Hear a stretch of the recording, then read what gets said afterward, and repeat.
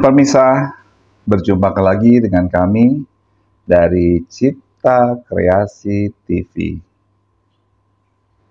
Tentu pemirsa sudah kangen ya dengan kehadiran kami di sini dan banyak sekali yang masuk ke meja redaksi untuk menampilkan tokoh-tokoh di berbagai bidang. Alhamdulillah saat ini saya sudah kehadiran teman saya yang akan bertindak sebagai narasumber.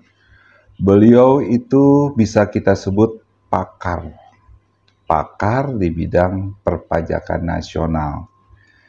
Nah, inilah kesempatan nih, saya akan mencoba untuk mengulik ilmunya. Seberapa jauh sih kepakarannya, nanti kita uji coba dengan beliau. Baiklah, saya akan perkenalkan dulu sahabat saya, pakar pajak kita yang bernama Bapak Dr. Djoko Ismoadi Suarsono. Selamat datang, Pak. Terima kasih Pak Boy atas undangannya. Senang nih saya bisa berbincang-bincang dengan Bapak nih. Terima kasih. Saya lanjutkan dulu sedikit Pak ya, perkenalan Bapak. Pak Djoko Ismoadi Suarsono ini merupakan akademisi, anggota utama Perkumpulan Tax Center dan Akademisi Pajak Seluruh Indonesia atau Pertapsi, anggota Perserikatan Ahli Hukum Indonesia atau Perkahi, praktisi pemeriksa pajak, bank yang berpengalaman dengan latar belakang pendidikan, program diploma keuangan, spesialisasi perpajakan, sekolah tinggi akuntansi negara atau STAN. Dengan pendidikan terakhir sebagai doktor di bidang akuntansi perpajakan Universitas Pajajaran dan doktor bidang hukum perpajakan dari Universitas Borobudur. Begitulah Pak, lebih kurang. Yeah. Nah, ini banyak nih pertanyaan-pertanyaan yang masuk ke redaksi Pak. Jadi coba Pak Djoko harus bisa menjawab nih Pak. Ini pertanyaan-pertanyaan masyarakat ini Pak, harus bisa Bapak jawab nih.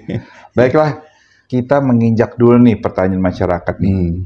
Kita akan bicara masalah underground economy activity. Yes. Karena saya melihat sekarang kegiatan underground economy activity kan banyak ya, meluas. Yeah. Tapi yang jadi masalah kan masyarakat masih menerka-nerka sih. Apa sih yang dimaksud dengan underground economy activity itu banyak yang akhirnya banyak yang menimbulkan persepsi yang bermacam-macam. Yeah. Coba sekarang Anda bisa jelaskan apa yang disebut dengan underground economy activity. Silakan, Pak. Ya, makasih Pak Boy ya atas kesempatannya. Ya, bahwa underground economy activity itu udah berapa kali disebut di media massa begitu ya. Pertama kali memang ini bagian dari program pemerintah begitu ya. Dari kabinet Pak Prabowo Subianto begitu ya. Sudah disampaikan kepada otoritas perpajakan untuk mengelola bagaimana pemajakan underground economy activity. Underground economy activity ini sebenarnya ya saya dari kalangan akademisi, kalau saya baca dari jurnal internasional, itu ada dua kelompok besar. Pertama memang sifatnya itu ilegal, ya ilegal yang tidak sesuai dengan norma hukum masyarakat yang berlaku di negara kita, begitu ya. Mungkin di beberapa negara lain mungkin sudah dilegalkan kan gitu. Seperti perjudian, apalagi sekarang perjudian dibantu oleh teknologi. Ya, sekarang online kan begitu ya. Tidak bisa dibatasi masuk ruang-ruang pribadi, kamar-kamar anak kita tanpa sadar. Kita suka main game, kita main game bola misalnya. Tanpa sadar kok habis, rupanya kita mesti top up. Anak kita hobi main mobil, misalnya ya game gitu ya. Begitu habis top up, rupanya tanpa sadar kita udah digiring dalam bentuk perjudian kan gitu. Nah, ini bagian dari underground economy dan banyak lagi kegiatan selain itu yang memang sifatnya ya menghindari regulasi, baik regulasi pengaturan oleh pemerintah maupun regulasi perpajakan itu. Pertama itu ya. Yang kedua adalah underground economy yang sifatnya awalnya itu legal, Pak Boy. awalnya legal, tapi dengan niat untuk menghindari bahkan mungkin menggelapkan pajak, aktivitas yang semula legal menjadi ilegal. Kan begitu. Kenapa? Karena menghindari pajak. Kenapa pajak itu dihindari?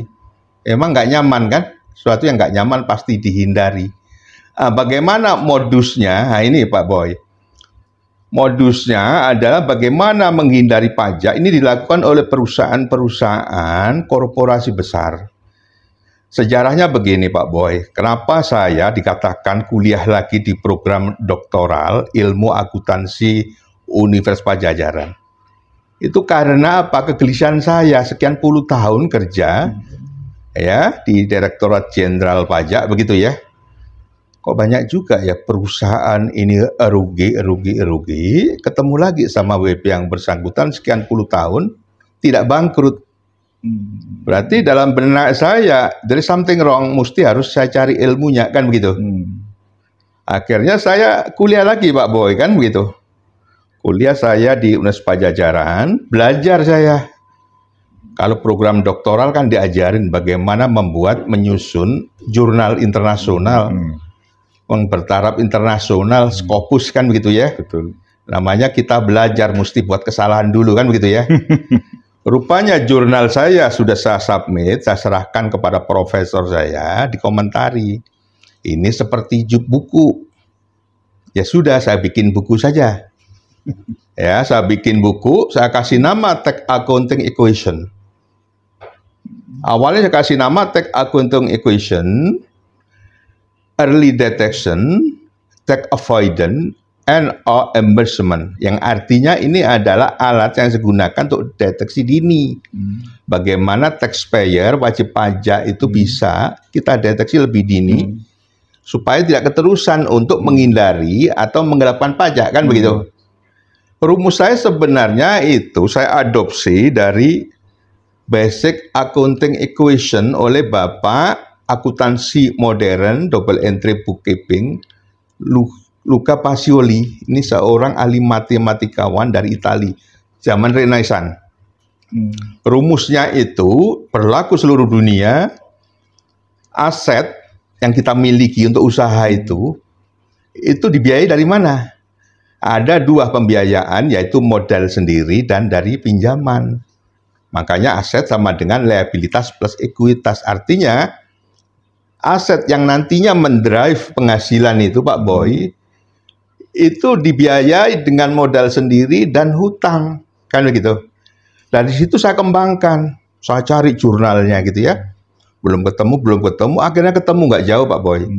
Ditemukan oleh Dr. Sony Warsono, beliau seorang akademisi dosen ya, dari Universitas Gadjah Mada. Ada berapa jurnalnya.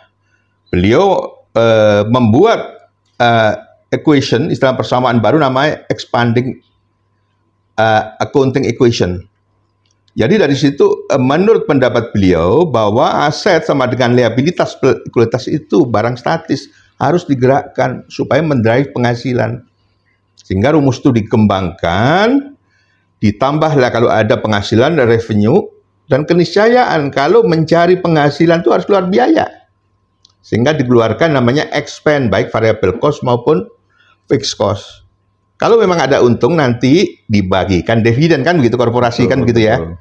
Dari situlah saya rumuskan Pak Boy. Saya rumuskan, oh rupanya perusahaan nggak punya kontribusi signifikan untuk membayar pajak, berarti nggak ada laba, berarti nggak punya ekuitas, nggak ada penambahan, berarti nggak ada harapan untuk membayarkan dividen.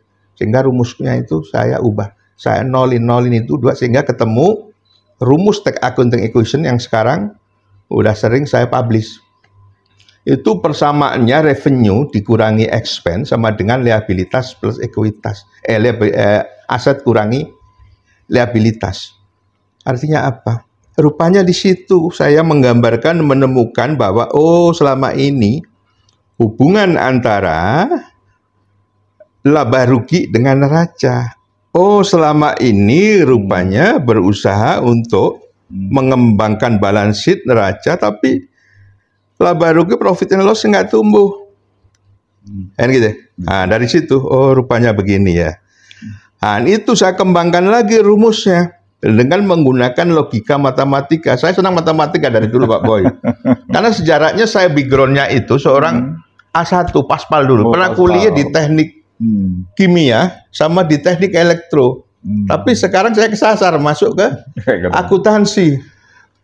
Sehingga ilmu akuntansi saya kembalikan ke ilmunya semula, yaitu ilmu matematika dari Nusa Pacioli yang namanya Summa de Arithmetica, Geometrica, Pepernica. Itu kan ilmu matematika. Betul. Kan begitu kan ya? Saya adopsi itu. Alasan pertama itu historis. Yang kedua alasan teknis. Sekarang Pak Boy, perusahaan besar nggak mungkin nyatat buku itu manual. Pakai komputer, pakai komputasi. Itu ilmu matematika, Pak Boy. Betul. Ilmu binary yang kita kenal 1100 terjemahkan. Tinggal nginput, jadi itu laporan keuangan. Baik, Pak. Gitu kan? Pak Joko ya. Iya. Ini tadi apa yang disampaikan oleh Bapak tuh sangat bagus sekali. Saya izin minum, Pak Ya Boy. silakan. Tapi masalahnya gini, Pak. Kalau untuk diterapkan di perusahaan-perusahaan yang besar, mungkin mereka punya perhitungannya, ya kan?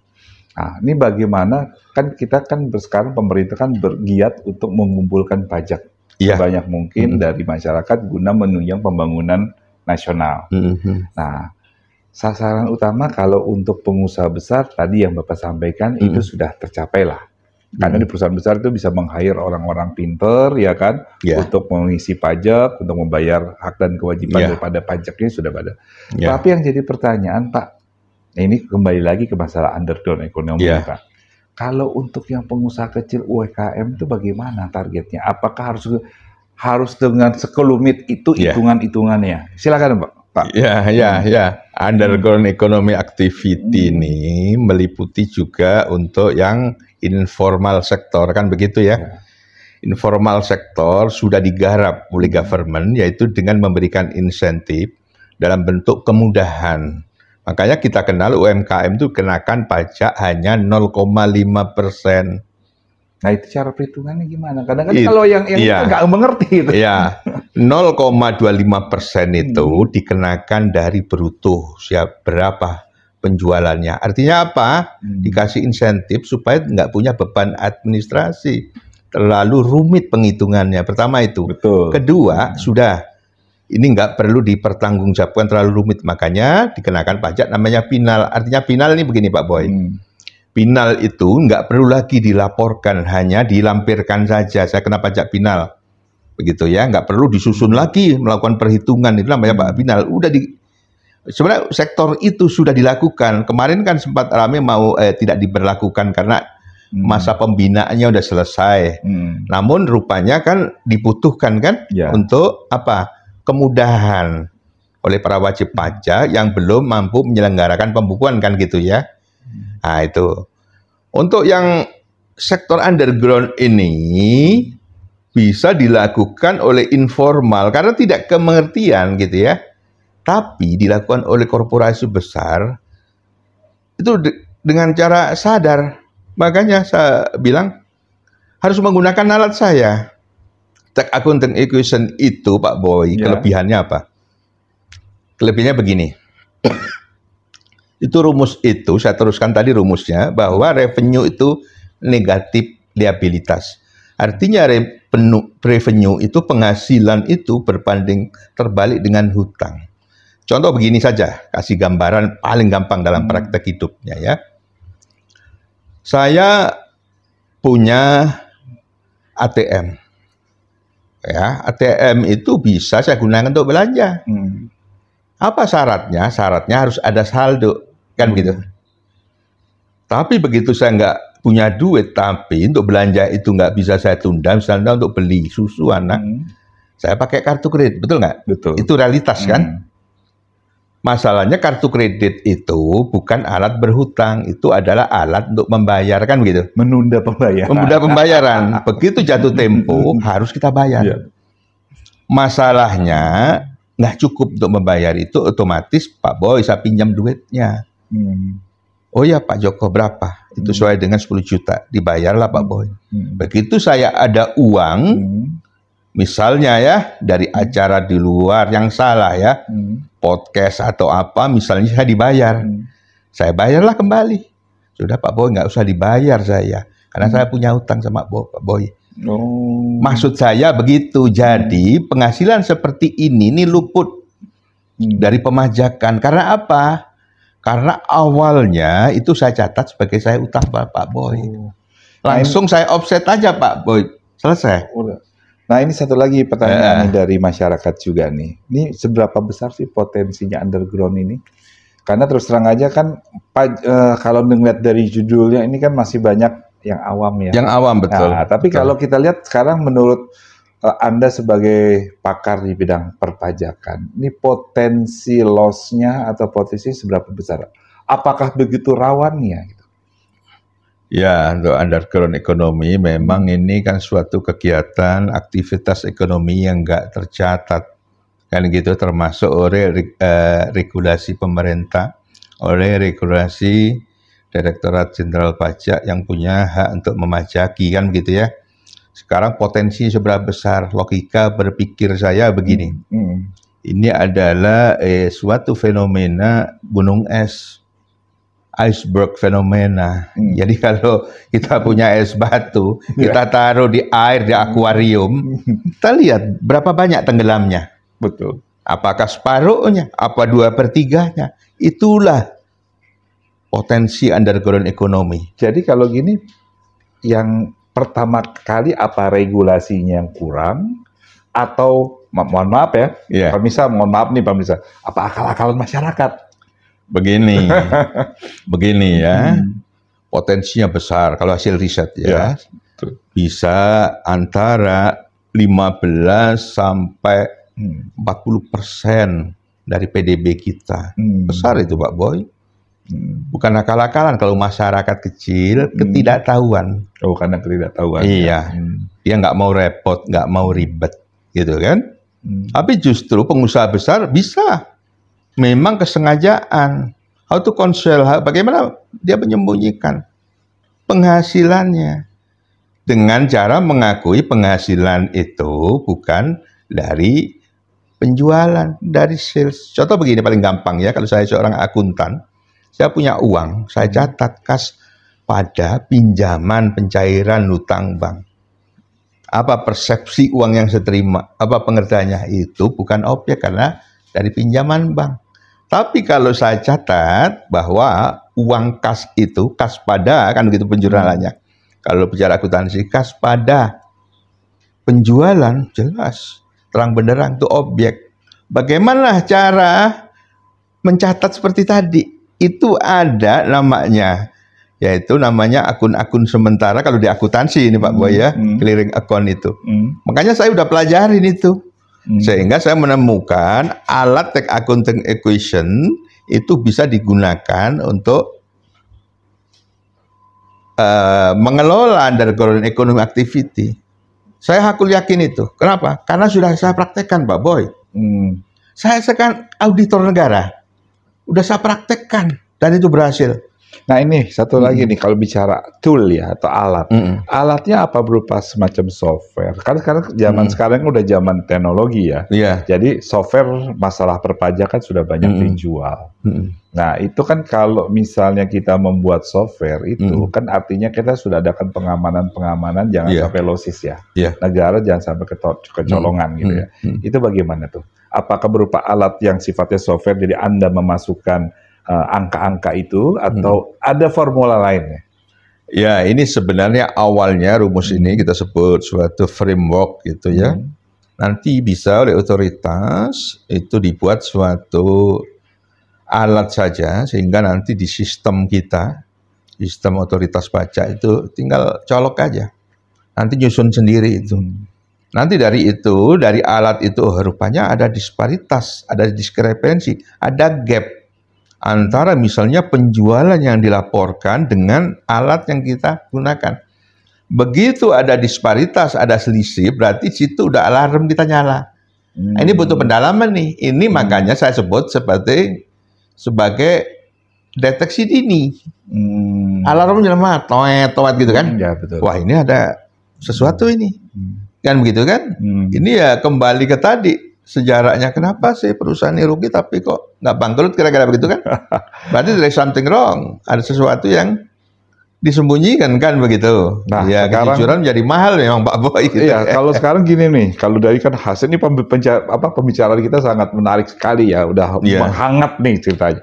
Kalau ini kira-kira nih, kalau menurut Pak Joko ya, ini bagaimana cara mengolah atau mengelola perpajakan kita ini supaya baik? Ini kan pasti ada treatment tersendiri sehingga misalnya sekarang merangsang orang untuk berbuat baik dengan membayar pajak dengan sejujurnya. Nah, silakan. Ya, gini, pajak ini kan ada ada suatu yaitu istilah tagline. Itu tidak ada sesuatu yang pasti di dunia ini kecuali kematian dan pajak.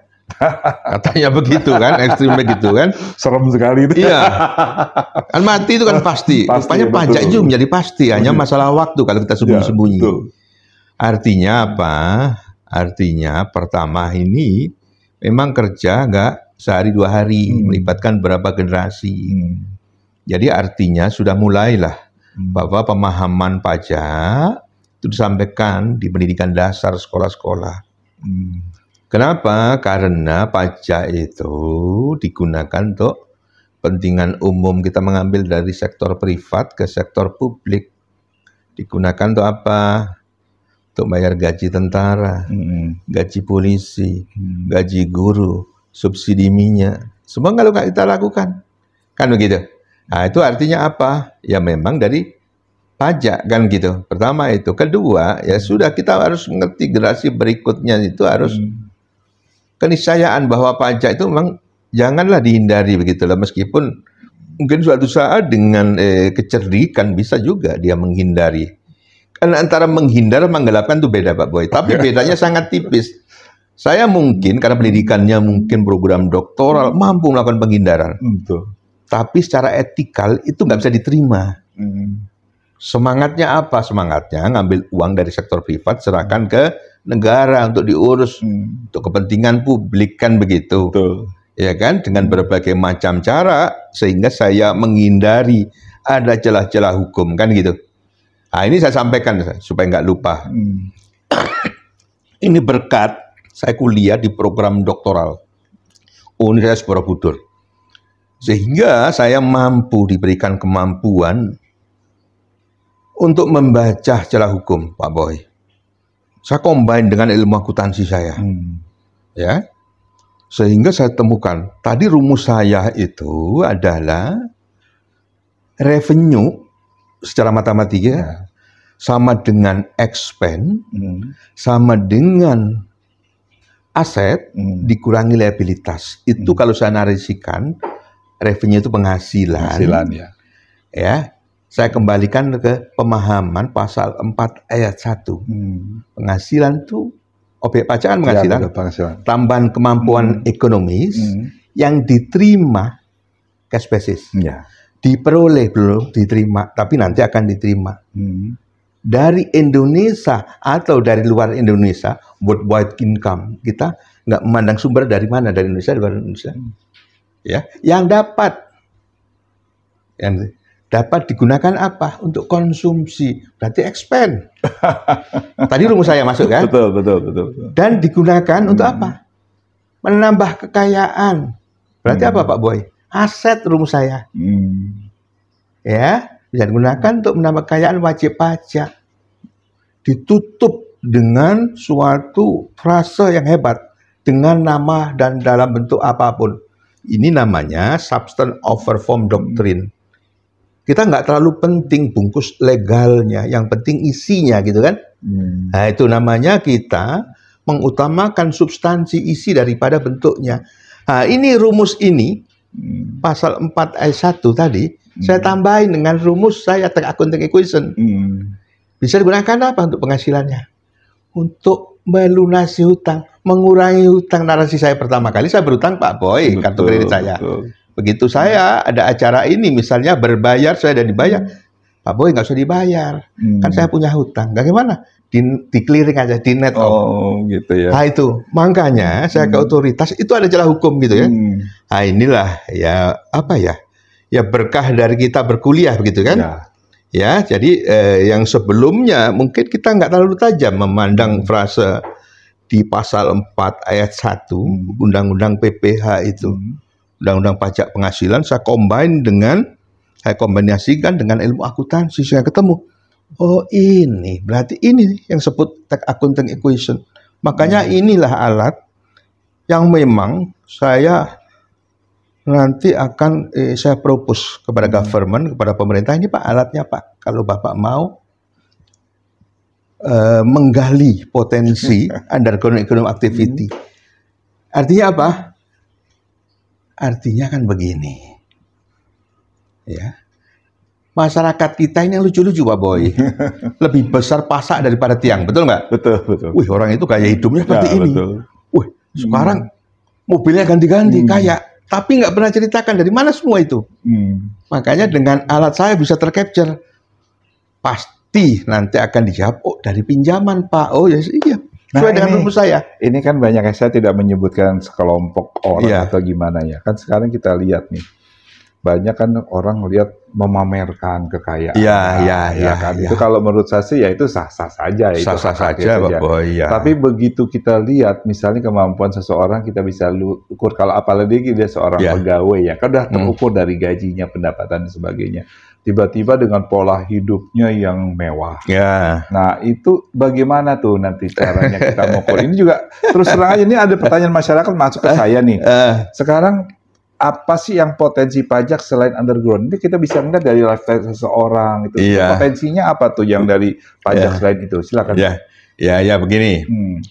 Tadi banyak kan sekarang karena ya sudah memang perkembangan zaman seperti ini. Banyak orang apa namanya sekarang flexing gitu ya, menampilkan gaya hidupnya, kekayaannya. Ini masih terkait dengan underground sebenarnya Pak Boy, itu namanya paralel ekonomi, ada yang menyebutnya, ada yang shadow. Paralel itu begini, gampang mikirnya ya. Saya punya uang besar misalnya, tapi nggak sesuai dengan profil saya, sehingga saya menggunakanlah profil orang lain. Saya tolong dijalanin. Ya, kalau kaki saya melangkah, kaki kanan melangkah ke depan, kamu ikutin, paralel namanya, persis sama. Itu gimana? Kalau menurut saya kan sekarang kan mungkin banyak ya banyak pelaku ya model begitu. Ya. Istilahnya, ini mohon maaf kalau saya salah, ada yang disebut dengan pencucian uang. Nah, ini banyak masyarakat yang nggak tahu nih. Kalau orang awam kan, oh nyuci uang pakai Rinso, kalau kan pakai deterjen gitu ya. Nah, jadi kalau menurut saya ini gimana? Ini kan potensi kerugian negara dari hal pajak ini dengan pencucian uang itu ada. Ini apakah termasuk dalam underground ini juga atau gimana nih? Silakan. Oke, terima kasih Pak Boy. Saya lanjut ya. Saya teruskan tadi paralel dulu sama shadow. Ya, betul. Kalau paralel tadi saya berjalan kaki kanan, yang orang suruhan saya, yang pantas profilnya juga kaki kanan maju. Jadi persis sama. Jadi kayak dalang gitu ya. Kalau shadow, pemilik sebenarnya itu di balik layar, kayak wayang kan gitu, sama kayak puppet frontman-nya. Kita cari frontman untuk mengendalikan itu, kan begitu. Nah itu.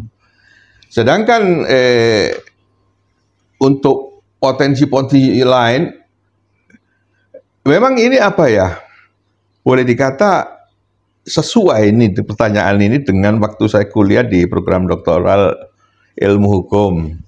Emang itu penanganan manipulasi pajak, artinya tidak pidana perpajakan, ya dikait-kaitkan dengan money laundering, pencucian uang gitu ya. Jadi pencucian uang itu mirip juga dengan proses penghindaran pajak. Proses penghindaran pajak saya jelaskan dulu, ada 2 step. How to reduction taxable income, bagaimana mengurangi pembayaran pajak. Ya, itu ada di rumus saya tadi, tax accounting equation. Pertama adalah bahasa akuntansinya mereklas jurnal, membalik jurnal. Harusnya memang ada kita kegiatan penjualan, tapi kita batalkan. Ya, begitu batal tentunya logika berpikir saya nggak dapat duit dong. Tapi duit tetap ada Pak Boy. Tetap ada, tapi saya narasikan bentuk baru namanya dari pinjaman. Itu namanya recharacterization. Artinya ada 2 tahap. Pertama, reklasifikasi itu menghindari pajak. Begitu udah berhasil menghindari, memberi karakter baru uangnya. Sebagai bukan objek apa terbanyak dari utang Pak dulu. Nah itu narasinya begitu. Itu. Pak Joko, Ya. saya ini makin panas di pembicaraan kita nih, dan makin menarik. Sekarang kalau orang-orang kaya ini asetnya banyak, utangnya banyak. Ya. Jadi perhitungannya tuh bagaimana tuh? Sekarang utang bisa jadikan objek pajak nggak? Bukan. Utang jelas bukan objek pajak. Objek pajak penghasilan itu jelas namanya pajak penghasilan, ya penghasilan. Ya, pengertiannya tadi udah saya sebutkan kan begitu. Hutang itu bukan objek, bukan. Bukan. Makanya kita berusaha bagaimana caranya bahwa yang kita miliki dari gaya hidup kita, ya, konsumsi, termasuk kekayaan kita, aset kita, sebagai dari pinjaman, dari pencairan hutang. Itu yang dibangun narasinya. Sekarang kan perlu kita tanya, kapan dibayar hutangnya, bagaimana cara membayar, itu yang penting. Itu kan semua sembunyi. Betul nggak? Betul. Sehingga saya katakan di awal, Indonesia lucu-lucu ya, kaya-kaya tapi dari mana ya? Kita bingung gitu kan? Tapi kalau ditanya itu bayar pajaknya pada bingung kan? Ya pada bingung, udah dibayar belum? Makanya Pak, bahwa sistem perpajakan itu paling sophisticated itu adalah withholding tax. Withholding tax itu begini Pak Boy. Begitu kita punya uang, ya langsung dipotong. Artinya pertama sophisticatednya, kita senang Pak, karena lagi punya uang. Kedua, oleh otoritas ini bagus karena meninggalkan jejak bukti potong namanya, sehingga saya nggak bisa mengingkari bahwa saya punya objek yang nanti di akhir tahun kalau nggak kena pajak final itu harus saya pertanggungjawabkan, harus laporkan kan, itu yang paling bagus, kan begitu. Nah ini tadi menyambung dari pertanyaan Pak Boy, kira-kira selain underground bisa nggak ada? Waduh, kita itu harusnya sudah kaya raya Pak Boy. Selain itu, dari mana Pak Joko? Dari ini. Pak, selat kita itu ada berapa banyak? Memang pelayaran internasional itu ada bersifat damai, nggak boleh dipungut, nggak boleh dipajakin. Namun, karena contoh kayak Selat Malaka, ada resiko kecelakaan. Harusnya pemerintah hadir melalui BUMN misalnya Pelindo. Pelindo ya. Ya. Ini karena rawan kecelakaan, merusak lingkungan, kamu harus melalui jasa pandu. Pertama. Kedua, ada resiko kecelakaan, kalian harus membayar sesuatu untuk insurannya. 1% misalnya dari nilai kargo, Pak. Itu objek dan subjeknya bukan dari dalam negeri, Pak Boy. Dari luar negeri, berapa itu? Berapa yang lewat? Kontennya berapa terus? Besar, Pak Boy. Makanya yang saya dengar ini, katanya Batam itu juga mau seperti itu. Ini yang menyebabkan ekonomi biaya tinggi ya? Iya. Dan itu apa ya? Ya, dia lewat. Oke. Kenapa kita nggak bisa ambil manfaat ya? Kayak semacam dibuat rest area saja.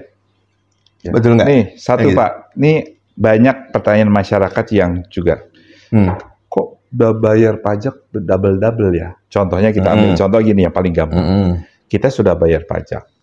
Nanti ada pemungut lain bea cukai. Kan bayar lagi. Yeah. Nah, banyak orang mempertanyakan, kita sudah bayar bea cukai, bayar pajak pula. Nah, kita sebagaimana ini orang awam tahu, membayar pajak kan nggak 2 kali.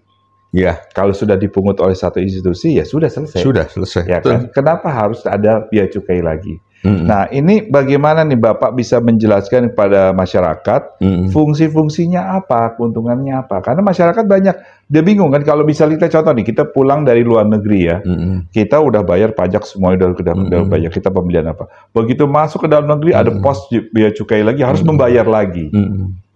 Nah, perbedaannya apa? Silakan dijelaskan Pak. Ya, ini karena ketidakmengertian sehingga seolah-olah double taxation. Karena tidak. Artinya kalau sudah jadi objek pajak yang lain, tidak dikenakan pajak lagi untuk yang lain. Contoh, itu saya makan nginep di hotel, itu kena 10%. Orang awam kok kena ya? 10% ini negara. Bukan, itu pajak pembangunan satu dikelola Pemda. Dengan demikian objek itu pemerintah pusat sudah tidak memajaki. Tadi disampaikan oleh Pak Boy, ditanya dari luar negeri misalnya. Ya, kok double-double gitu ya? Tahu nggak bahwa pajak itu ada dua fungsi. Regulasi sebagai mengatur, kedua budgeter, memang mencari uang kan gitu kan? Iya, betul. Sekarang saya tanya, kalau barang tentengan ini sebenarnya bea cukai yang bicara harusnya kan? Tapi begitu dia, kalau nggak dideklarasi, deklarasi itu sebenarnya artinya pernyataan bahwa barang yang oleh-oleh yang bayar itu memang diperkenankan oleh negara. Kan gitu, boleh dibawa pulang gitu ya. Kalau nggak dideklarasi ya harus harus ditanya kan sama otoritas. Itu belanja itu orang, itu persis seperti orang impor, Pak Boy. Orang impor, makanya ada namanya, sekarang itu titip apa itu namanya, luar negeri titip belanja itu just tip. Jasa titip, betul nggak? Ya. Loh, kecil-kecil kalau banyak kan negara rugi juga, kira-kira begitu kan? Itu masuk wilayah Indonesia itu impor, berarti kena PPN impor, kena PPh 22 impor, kena bea masuk, iya berlaku ketentuan seperti itu. Apakah Indonesia ada? Tapi gitu. Ini kan membingungkan masyarakat. Yeah. Ya. Nah, satu lagi nih, ini ada kaitannya dengan tax ratio ya. Cara meningkatkan tax ratio ini bagaimana nih? Karena terus terang aja, tadi masalah kita bicara masalah bea cukai dan bicara pajak itu kan ibaratnya kayak kembar. Ya. Kan mungkin apa nggak mengerti masyarakat atau penjelasan dari pemerintah juga kurang. Tapi kan masyarakat merasakan dampaknya di situ. Contohnya kalau kita beli sepatu, beli apa, akhirnya kan banyak orang bungkusnya nggak usah dipakai boxnya, tapi itu kan untuk menghindari itu semua sebetulnya. Tapi kan bagi saya sih, kalau saya melihatnya gini, selaku mewakili masyarakat saya pikir, waduh ini kan kita ke luar negeri kan nggak seperti kayak kita pergi ke pusat perbelanjaan lain yang ada di dalam negeri. Tapi kan kenapa harus dibatasi juga? Mungkin kalau untuk overload ya, kita harus ada pembatasan. Tapi kalau misalnya 2 atau 3 biji aja sih untuk sekedar oleh-oleh itu bagaimana gitu loh. Itu. Jadi silakan Mbak, nih makin menghangat nih pembicaraan kita nih. Ya itu kadang tentengan. Barang tentengan memang masih diperkenankan, itu bagian dari fasilitas. Tapi kalau tentengannya banyak kayak just tip, bukan tentengan lagi itu. Emang udah belanja, emang jadi bisnis kira-kira begitu. Ya seharusnya lah sudah mulai membayar pajak kira-kira gitu. Boy, kalau tentengan memang masih nggak perlulah bayar ini pasar itu, asal dideklarasi, dideklar gitu. Deklar itu dilaporkan artinya bahwa saya sesuai dengan regulasi, masih komplain, masih patuh gitu. Tapi dalam hal nggak dideklar, rupanya barangnya banyak, ya tentunya nanti akan dicegat sama kawan-kawan bea cukai begitu. Nah itu memang perlu ini ya mengedukasi masyarakat begitu ya, bahwa memang pungutan negara itu banyak, tapi tidak double gitu, double pemajakan tidak. Ya kayak misalnya fungsi regulasi rokok, cukai ya. Cukai itu sebenarnya semangatnya, pabrik rokok silakan kalian mengedarkan, tapi mengedarkan nikotin racun. Betul nggak? Kalau pengertian cukai itu sebetulnya apa kalau kita lihat? Itu kan sepanjang pajak juga artinya. Iya, begini, itu sebenarnya begini, di seluruh dunia berlaku, silakan kamu mengedarkan rokok, tapi itu ada nikotinnya loh. Ada racunnya ya. Faktor yang berbahayanya ada ya di situ. Sehingga setiap nanti miligram yang kamu edarkan, kamu harus bayar ke negara loh sekian. Untuk apa negara? Untuk rehabilitasi kesehatan. Kan itu semangatnya, betul nggak? Nah itu kalau bicara seperti itu, kalau rokok kan gitu. Seperti itu persis ilmunya seperti pajak karbon nanti ke depan. Kan gitu, karena merusak lingkungan hidup. Nggak green kan? Ya. Nah, jadi yang nggak berkegiatan secara baik, yang merusak lingkungan, supaya memaksa orang berubah. Nah, ini Itu Pak, bagian dari regulasinya. ini pembicaraan kita makin lama makin ini ya, makin hangat ya. Tapi waktu kita juga kan sangat keterbatasan. Iya. Jadi coba sebelum nanti ada pertanyaan-pertanyaan terakhir, coba Bapak jelaskan. Sekarang ini kan banyak masyarakat merasakan ada pajak double. Pajak yang pertama dipungut oleh negara, pemerintah pusat dan pemerintah daerah. Iya. Nah, coba Bapak tolong jelaskan nih kepada pemirsa Cipta Kreasi TV, ya kan?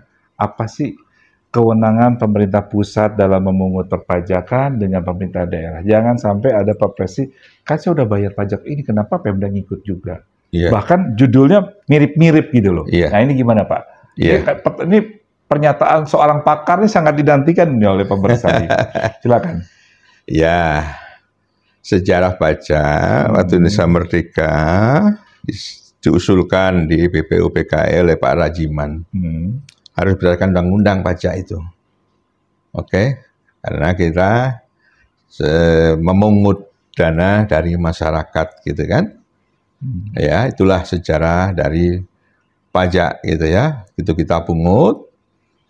Siapa yang berhak memungut pajak? Ya otoritas, yaitu penguasa. Di masa lalu sejarah kan begitu. Ya, kerajaan mungut upeti. Kenapa mesti mungut pajak? Karena negara kan nggak berbisnis, sedangkan negara harus mengelola, membutuhkan dana. Ini namanya kegotong royongan nasional, kira-kira begitu Pak Boy. Siapa yang mengelola? Pusat, gitu ya. Kok ada sekarang daerah? Pertanyaan begitu. Ya.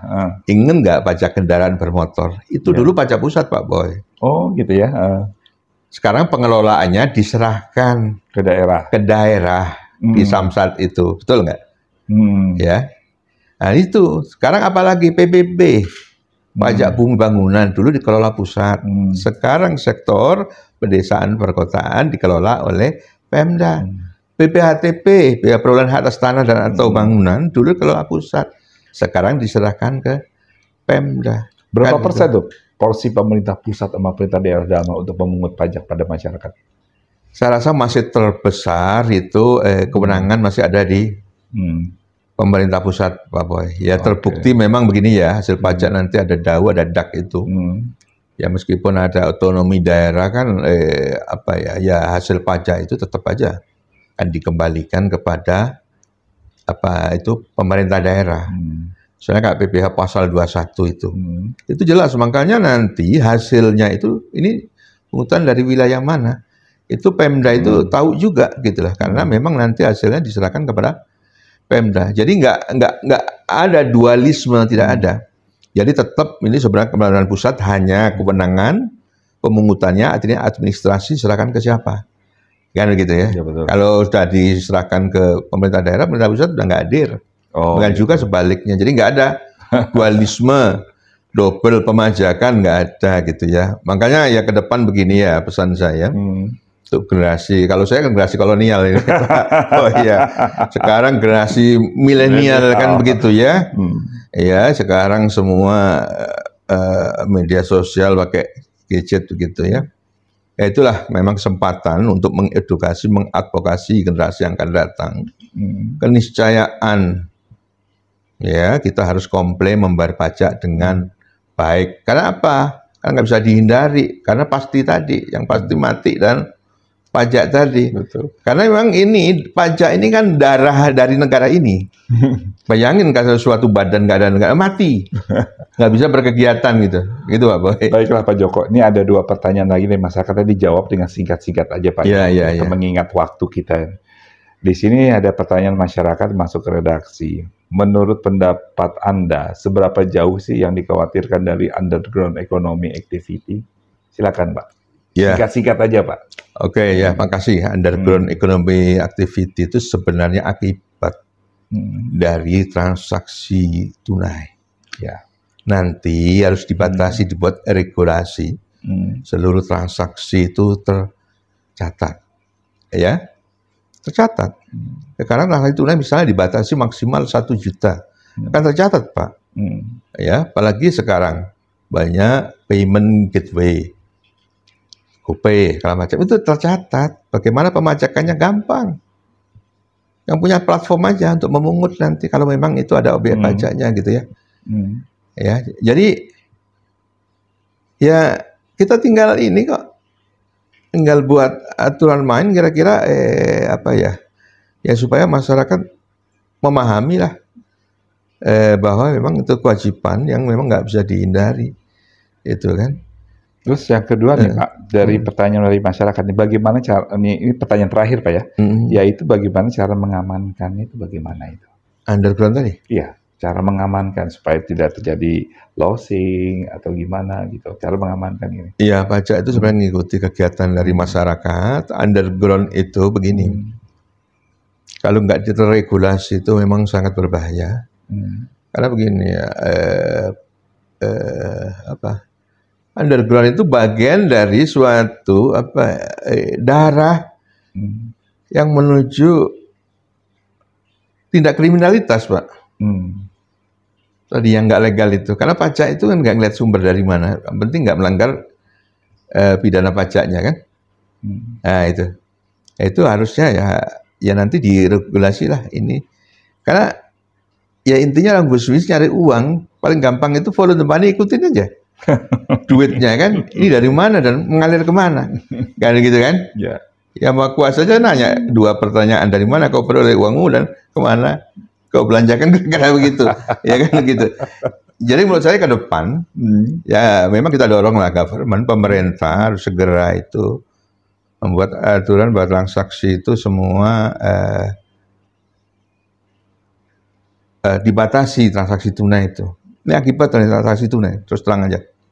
Sehingga ya itu tadi, banyak underground ekonomi, jadinya kegiatan yang tidak tercatat. Ya mudah-mudahan ke depan inilah nanti pemerintah akan buat regulasi gitu ya, sehingga nggak ada yang luput dari pemajakan. Akhirnya pajak juga akan kembali kepada masyarakat, kembali kepada kita semua. Itu Pak Boy. Baiklah Pak Joko, karena waktu kita sangat terbatas ya. Tapi kita menarik nih. Saya akan mengundang Pak Joko lagi untuk tampil ke sini, karena bukan apa-apa. Banyak pertanyaan-pertanyaan masyarakat ini yang harus dijawab karena perkembangan. Nanti pada saat session berikutnya Pak, ini kan kita semuanya menggunakan digital Pak ya, pembayaran pakai ATM, semua juga pakai mobile banking dan sebagainya. Nanti perhitungan pajaknya gimana, tapi untuk sesi berikutnya Pak. Jadi kita kumpulin dulu pertanyaan dari masyarakat ini Pak. Dan nanti akan undang lagi Bapak untuk bincang-bincang lagi. Sekali lagi terima kasih Pak atas kehadirannya di Cipta Kreasi TV. Terima kasih atas undangannya. Baiklah pemirsa, demikian dulu perbincangan kita, perbincangan yang hangat, sangat mengedukasi kepada masyarakat. Ini memang harus kita ikuti dan kita harus taat azas dengan adanya perpajakan di Indonesia, dan harus mengerti dan harus banyak baca mengenai perpajakan supaya kita tidak salah dalam melangkah gitu, dan salah dalam mengartikan. Demikian perbincangan kita di Cipta Kreasi Televisi. Kita ketemu lagi dengan sesi berikutnya yang tidak kalah menarik. Terima kasih. Selamat siang. Siang.